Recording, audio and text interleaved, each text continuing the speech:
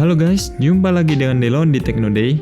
Dan beberapa episode ke depan, kita akan coba membahas TWS yang termasuk oke di kisaran 200-an.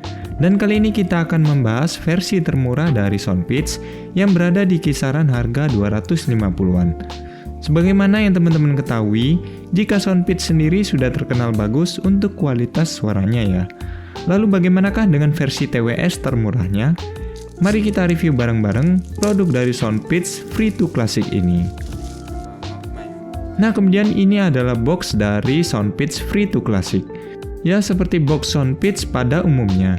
Dan di bagian dalamnya kita akan mendapatkan seperti biasa dari buku manual, sepasang ear tips cadangan, kabel charging berjenis USB Type-C, dan yang terakhir adalah dari TWS-nya sendiri. Soal build quality-nya di sini ternyata nggak kaleng-kaleng ya. Meskipun di harga 200-an, Soundpeats memberikan kualitas charging case yang terlihat premium. Kalau biasanya di harga segini rata-rata berwarna glossy, kali ini case-nya berwarna hitam doff dengan sedikit tekstur kulit pada permukaannya. Ya memang sih, ini bukan terbuat dari kulit tapi hanya berupa dari plastik saja. Tapi hal ini membuat TWS ini lebih terlihat premium dan lebih tahan lama dari goresan. Di bagian belakangnya kita bisa melihat dari logo Soundpeats dan sebuah lubang charging berjenis USB Type-C. Tutup case-nya juga sudah kokoh banget dan bersistem magnetik, jadi sudah terkesan solid banget. Bentuk dari TWS ini memang mirip dengan Soundpeats Mini ya. Jadi untuk bentuk dari earbuds-nya sendiri juga sedikit banyak hampir sama. Bentuknya seperti bola kecil dengan tangkai yang menjulur.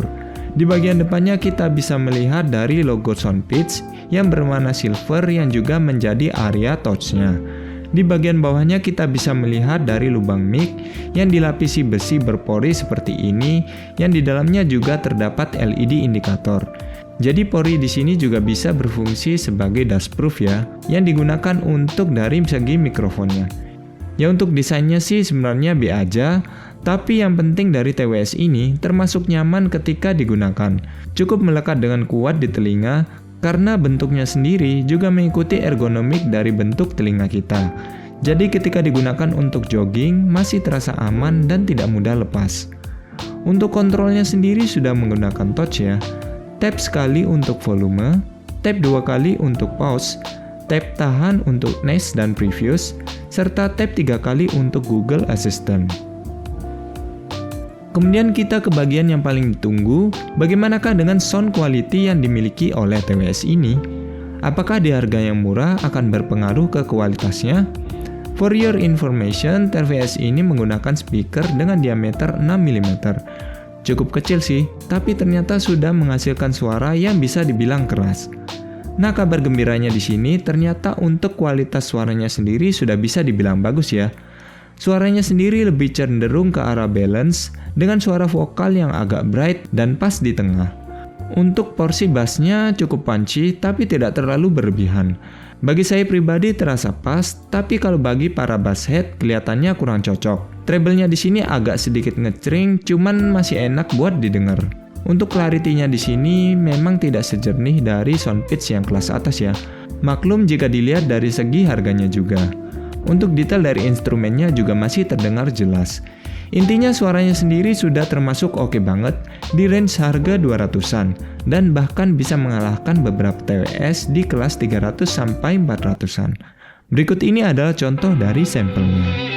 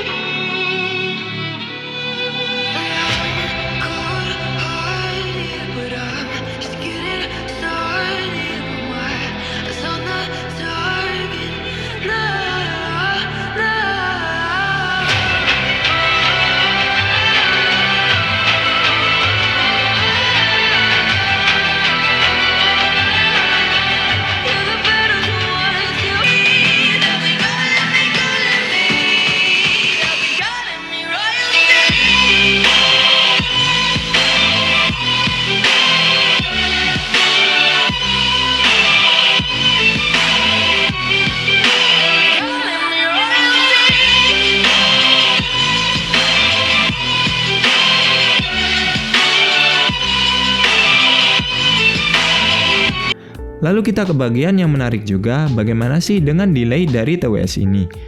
Nah, memang juga ini salah satu alasan kenapa TWS ini dijual dengan harga yang cukup murah. Meskipun sudah menggunakan Bluetooth 5.1 dengan kodek SBC, ternyata delaynya masih cukup terasa jika digunakan untuk bermain game. Tapi juga nggak terlalu parah. Jika digunakan untuk menonton film atau YouTube, masih terasa minim untuk delaynya. Contohnya adalah sebagai berikut.